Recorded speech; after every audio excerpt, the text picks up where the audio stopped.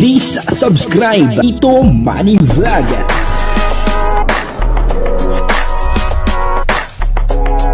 Payagan po si Tito Manny Vlog na mag-reactor para pambiling gamot sa kanya pong karamdaman. Wala man siyang records ng ng away. Kalingap Mikoy, may update kay Krista. At talaga nga naman, alam na alam ni Kalingap Mikoy ang mga nangyayari kay Krista, at nararamdaman daw po niya. Papanoorin po natin yung video at siyempre alamin po natin kung ano po talaga ang nangyayari kay Krista. Pero bago po yan, siyempre ako muna po yung mga bati sa inyong lahat ng magandang umaga, magandang tanghali at magandang gabi sa inyong lahat mga kapatid. Kung saan man kayo ng panig ng mundo naroon ngayon, ay mag-iingat kayo palagi at pagpalain kayo ng ating Panginoon. Maraming salamat din po sa patuloy na tumatangkilik sa aking YouTube channel at nanonood sa aking video reaction. Patuloy lang po natin suportahan sila Kuya Bal Santos Matubang, Kalingap Rob at Edna Vlog, Jack Tapia at yung mga kasamahan ko pong reactor sa Kalingap.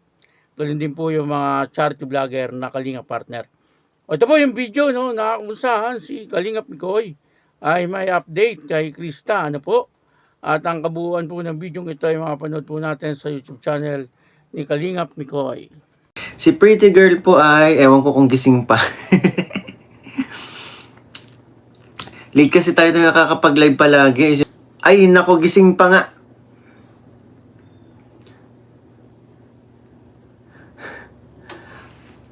Uy, Belen, Agaya, thank you so much po sa pakulay. Grabe naman.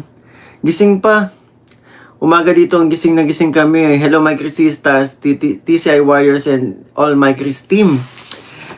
Andito si CJ, ngayon lang ulit nagparamdam sa ating live. Matulog ka na, tulog na. Anong oras na? Yes po, good morning sa lahat. Madaling araw na nga pala, 12:19 na. Jellyman Narili, shoutout. Wala namang pasok bukas. Sabado. Kaso si CJ kasi kahit Saturday, unactive kasi late ako mix. Hindi naman po masyado Ate Scorpio. Si CJ kasi kahit Saturday, may nag-a-attend ng mga practice kasi nga, 'di ba? Ang daming sports na sinasalihan ni CJ kaya ayun. Busy yun kahit weekend. Alam ko, no? Sabado bukas pero may event kami po. O yan, 'di ba? Sabi ko sa inyo eh. Alam ko yan. Updated kaya tayo kay CJ. Honey, diba? Alam ko yan. Kahit di mo sabihin, ramdam ko. Busy ka. Pira kayo, Mikoy. Panindigan nyo na talaga yung kilig namin. Hindi naman kami nagpapakilig ngayon, Hello, kalimay kay honey mong si CJ. Yan. Sana all updated. Malakas lang talaga yung radar ko pero hindi naman sa akin sinasabi ni CJ. Kantahan mo si CJ Mix. Singkit, waiting kami sa part 17. Ang tagal ko na nga din na kanta kaya ang hirap na naman. Kasi dati nagpa-practice ako. Kaya ang ganda ng hindi naman pala maganda. For me, para sa akin maganda na yun. Si mama po ay kagagaling lang sa doktor ulit kasi pina-check-upan namin po siya.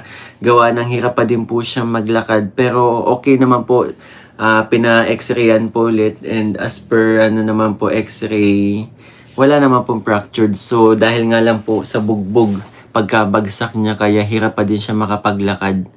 So gumagamit pa din siya ng walker rod. Ito pong video ito ay live ni Kalingap Mikoy. At dito nga ay alas 12 na ng hating gabi. Pero nag-comment po itong si Krista, na talagang ang sabi ni Kalingap Mikoy ay gising pa daw po. Itong si Krista. At pinapatulog na po niya, grabe, Medyo gabi na po ito kasi sabi ni Kalingap Mikoy ay parang 12:19. Talagang hating gabi na. Pero gising pa po itong si Krista. Hindi po natin alam kung talagang hinihintay po ni Krista yung live ni Kalingap Mikoy or nagkataon lang na siya ay gising pa. Ang pakiramdam ko po ay talagang hinihintay. At ito po si Kalingap Mikoy ay may mga sinabi tungkol po sa schedule ni Krista. Ano po, kasi may nag-comment na wala naman daw pong pasok kinabukasan, Saturday. Ibig sabihin, etong live na to ay Friday ng hating gabi. Sabi po ni Kalingap Mikoy, kahit daw po Saturday, ay meron daw pong mga activities etong si Krista. At yun na nga po, no? Sabi nga po ni Krista, doon sa comment, ay meron pa nga daw po siyang parang gagawin pag Sabado tungkol po doon sa kanilang eskwelahan. Ano po, kaya alam na alam ni Kalingap Mikoy yung mga schedule ni Krista, no? Sabi po ni Kalingap Mikoy ay nararamdaman daw po niya yung mga nangyayari kay Krista. Grabe, no? Talagang ramdam na ramdam ni Kalingap Mikoy kung ano po yung mga nangyayari kay Krista.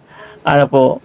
Kaya yun, dito po ay talagang nakakatuwa naman, kasi siyempre, alam po ni Kalingap Mikoy kung ano po yung mga schedule ni Krista, Siyempre, inaalam din po nila yan, kasi siyempre kapag po may vlog po sila, dapat po ay yung wala pong schedule si Krista sa kanyang pag-aaral, Alam naman po natin na si Kalingap Rab, ang lagi pong first priority niya ay yung pag-aaral ng kanyang beneficiary. Kaya marahil ay talagang alam ni Kalingap Mikoy kung ano yung schedule ni Krista, para sa ganon ay kapag magbablog ay hindi po nagkakataon na mayroong pasok etong si Krista. Dito ay nakapag-update etong si Kalingap Mikoy tungkol doon sa mga schedule ni Krista. At ang isa pa po rito, yung pong tungkol po doon sa nanay ni Kalingap Mikoy, medyo na-aksidente po yata yung nanay ni Kalingap Mikoy. Ang magandang balita po, sabi po ni Kalingap Mikoy, ay maayos na daw po yung kalagayan ng kanyang ina, si Nanay Helen, parang Helen ang pangalan ng kanyang mama, at okay naman na daw po ito. Kumbaga ay pina-x-ray daw po at okay naman daw po, wala naman daw pong problema doon sa buto. Nalamog lang daw po. Kaya sa ngayon ay medyo pilay po siya maglakad. Mabuti naman po at talagang maayos na yung ina ni Kalingap Mikoy. Siyempre yan po ay isipin din ni Kalingap Mikoy kung sakaling hindi maayos yung kalagayan ng kanyang ina, kasi alam naman po natin lahat na talagang mahal na mahal po ni Kalingap Mikoy itong kanyang mama. At ngayon ay okay naman na po siya. Salamat siyempre sa ating Panginoon. Kaya yun, maraming salamat po sa inyo lahat. At ako po si Tito Manny Vlog na nagsasabing God bless you all. Diyos mabalos.